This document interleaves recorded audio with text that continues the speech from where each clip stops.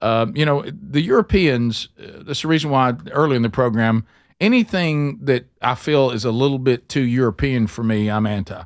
Yeah. Because, we're Americans, and we one of the things I think we've corrected is when we went through that run where we're all trying to be more like Europe. Mm-hmm. I don't have any desire to be like Europe. Yeah, it's a nice place to visit. I've had some great vacations there. But the whole society and the way it operates, I'm out. Yeah, we're white trash, not Euro trash. Thank you very much, Eddie Van Assen. I'm speaking for myself. Yes, notice how we nodded along with you. So, one of the things is they just hate liberty. And I hate to try to be a public relations person, but Germany, I'm sorry, with your world history, there's certain things you shouldn't be doing. Nobody likes to see you when you start getting all authoritative. Makes us all very nervous. We don't like that at all. Mm-hmm. So as we know, we have it's now a crime to insult people online. Mm-hmm. See that kind of stuff. They fill the jail up with these people. It is. See, no, have you heard them? Have you heard them walk this out? I don't know if this is the bit we're going to play. Well, I know that J.D. Vance, he's at the Munich Security Conference. And he rips the European leaders right to their faces ridiculous. For eroding freedom of speech. And so here's J.D. Vance. Now, he's on the road. Oh, yeah. And he pulls zero punches. So here is the clip right here. And unfortunately, when I look at Europe today, it's sometimes not so clear what happened to some of the Cold War's winners. I look to Brussels, where EU commissars warn citizens that they intend to shut down social media during times of civil unrest the moment they spot what they've judged to be, quote, hateful content. Or to this very country, where police have carried out raids against citizens suspected of posting anti-feminist comments online as part of, quote, combating misogyny on the internet, a day of action. I look to Sweden, where 2 weeks ago the government convicted a Christian activist for participating in Koran burnings that resulted in his friend's murder. And as the judge in his case chillingly noted, Sweden's laws to supposedly protect free expression do not, in fact, grant, and I'm quoting, a free pass to do or say anything without risking offending the group that holds that belief. And perhaps most concerningly, I look to our very dear friends, the United Kingdom, where the backslide away from conscience rights has placed the basic liberties of religious Britons in particular in the crosshairs. A little over 2 years ago, the British government charged Adam Smith Connor, a 51-year-old physiotherapist and an Army veteran, with the heinous crime of standing 50 meters from an abortion clinic and silently praying for 3 minutes.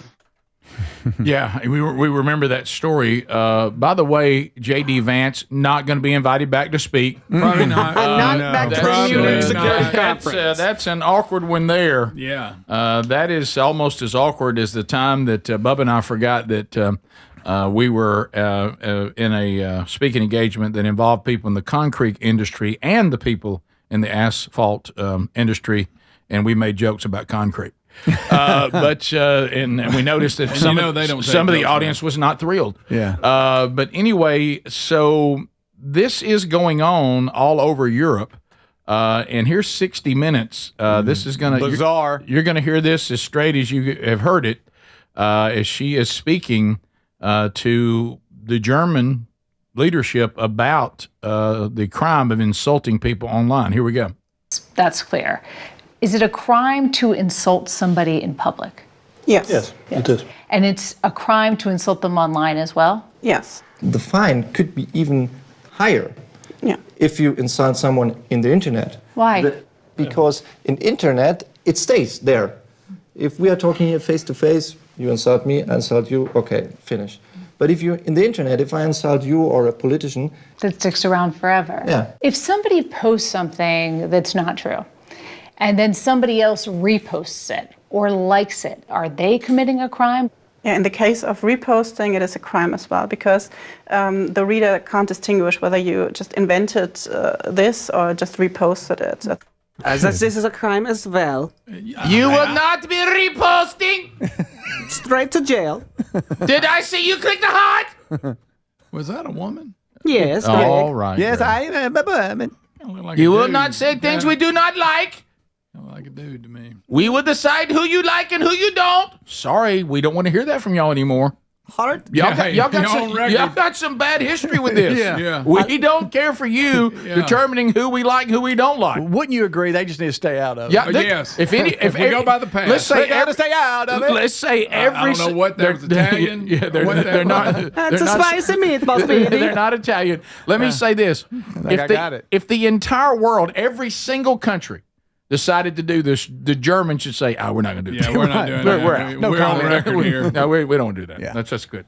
Thought police. We don't. We will decide what you can and cannot post. A thumbs up, that's straight to jail. We will take away your X account and you will like it. We have no comment. They're man of the You must produce your papers. To quote line. We will put your heart in jail if you put a heart on a tweet. That's true. But again, they're not. I think now you're over in Sweden. I'm Italian, I think. Sound like you're, Swedish you're bouncing meatball. around a little bit. Germany is raiding people's homes and throwing them in jail for social media. I took my laptop. We are here to talk about your post. We do not like it. Y'all don't need to be involved in this. No, they do we not. do not like this at all. No. What is this Babylon bee you're posting? This is clearly Photoshop. I don't like the sound of this at all. No. In that this last is, in this last clip here, CBS News' Margaret Brennan is, Marco. Rick, you're is gonna love this. on the side of censorship. CBS is on the side of not free speech, talking about the problems of free speech.